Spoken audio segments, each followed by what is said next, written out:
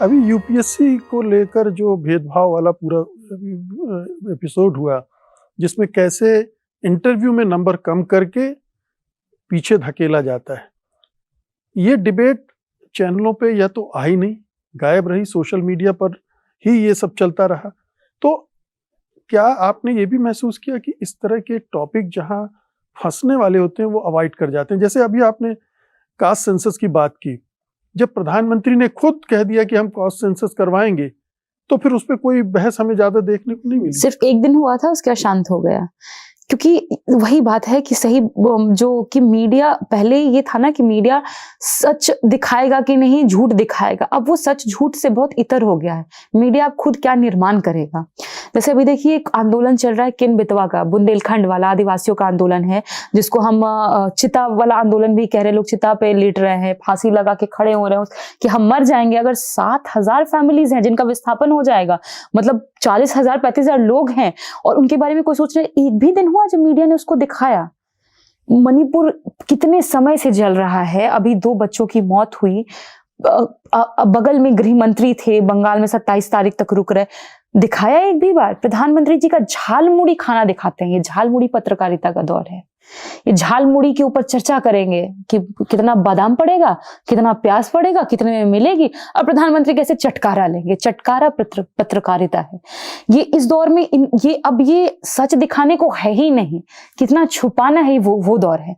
तो जो इश्यूज, जो आदिवासियों के मुद्दे हैं, जो वंचित तबके का मुद्दा है, जो बेरोजगारों के मुद्दे हैं, जो युवाओं के मुद्दे हैं। अभी 4 दिन पहले प्रोटेस्ट हुआ उत्तर प्रदेश में।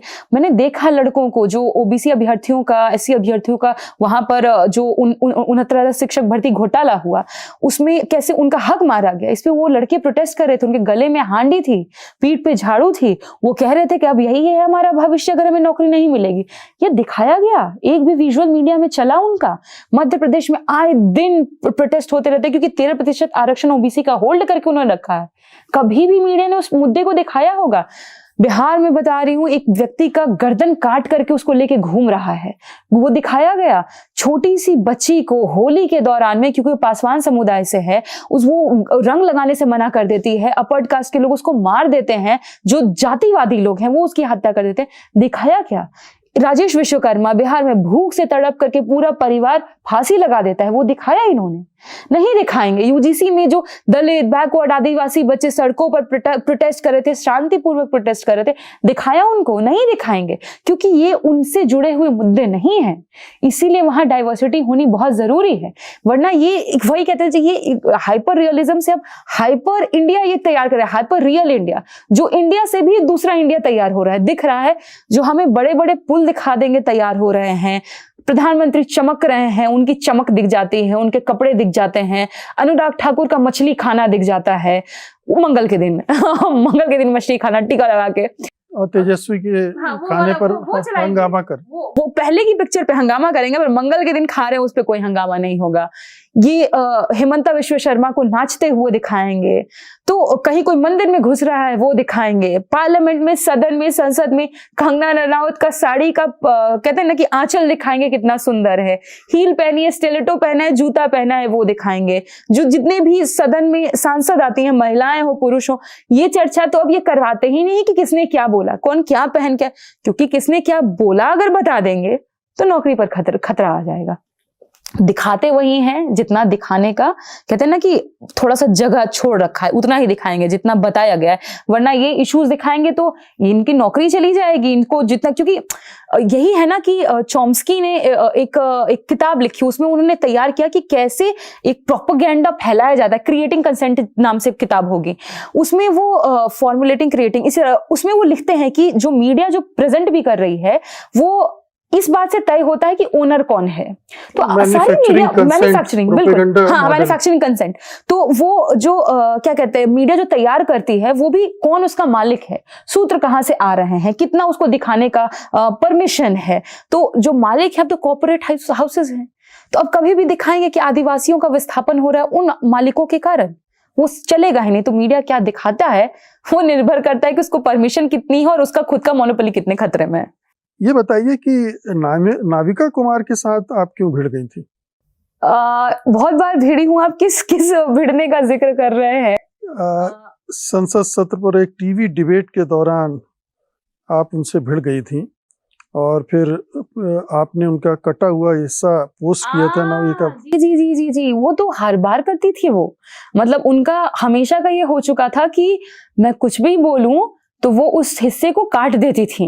वो काट करके फिर जो लाइव में जो अगर आपने रिकॉर्डिंग कर ली तब तो ठीक है, पर कई बार नाविका जी का एक अपना एक अलग स्ट्रैटेजी है, इसलिए वो पकड़ी नहीं जाती कंपैरेटिवली चित्रा जी के, अंजना जी को। वो स्ट्रैटेजी क्या है कि वो रिकॉर्डिंग करती हैं, बहुत कम लाइव करती हैं, तो क्योंकि वो रिकॉर्डिंग करती हैं तो हिस्सों को काट लिया जाता है एडिटिंग करके आपका जो आपने बोला है, जो सरकार के थोड़ा भी खिलाफ हो सकता है, उसको पूरा ही गायब कर दिया जाता है।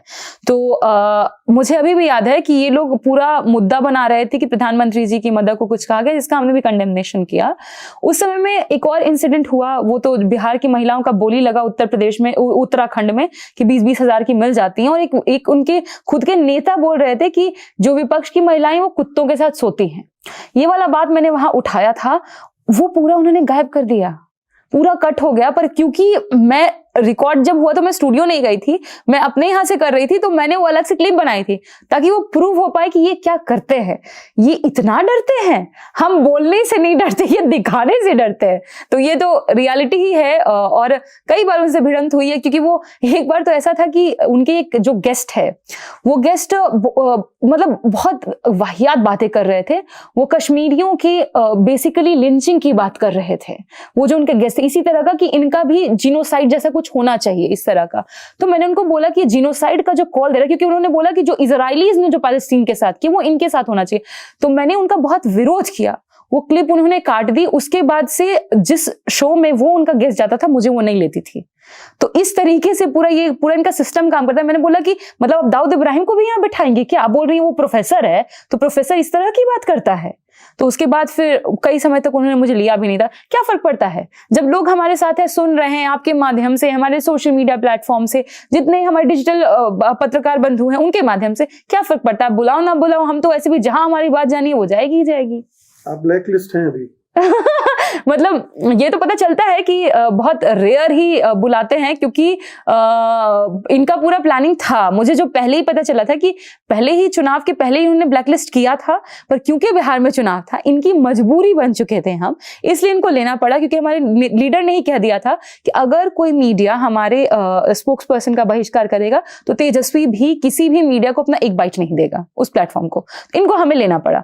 लेकिन जैसे हमें पता चला था, उनके जो कोऑर्डिनेटर्स होते उन्होंने बताया कि मैम अभी तो आपका हो गया, जैसे चुनाव खत्म होगा आपको लेना बंद करेंगे। उन्होंने कहा क्या फर्क पड़ता है, ठीक है, हम लिखते हैं, बोलते हैं, अपना एक प्लेटफॉर्म तैयार करते हैं। जैसे बाबा साहब ने मूक नायक तैयार किया, तो उसी तरीके से हम भी, अपनी मीडिया हमारी खड़ी हो ही रही है। ये है कि उनको संसाधनों का बहुत अभाव होता है, तो ये सारी दिक्कतें तो झेलते हैं यूट्यूबर्स जो हैं, बहुत झेलते हैं। और कई बार बड़े बड़े आपके पास एडवर्टाइजमेंट्स नहीं आते हैं ना, जो इनके पास आते हैं। तो यही बात है ना कि इसीलिए इंडिपेंडेंट मीडिया का होना बहुत जरूरी है। क्योंकि मान लीजिए पतंजलि से एडवर्टाइजमेंट ये लोग इतना लेते हैं, इतने चीजें खराब निकली, कोर्ट भी इतनी बार फटकारे, कभी दिखाए होंगे, प्रचार भले करते हैं, तो उनके हिसाब से काम करते हैं। इसलिए मीडिया का फ्री होना जरूरी है। तो जितने भी डिजिटल पत्रकार हैं, यूट्यूबर्स हैं, सबको बहुत ताकत मिले, और जितना भी हो सके थोड़ा बहुत हम एक दूसरे की मदद कर पाए, तो हमेशा हम लोग एक दूसरे की मदद करें।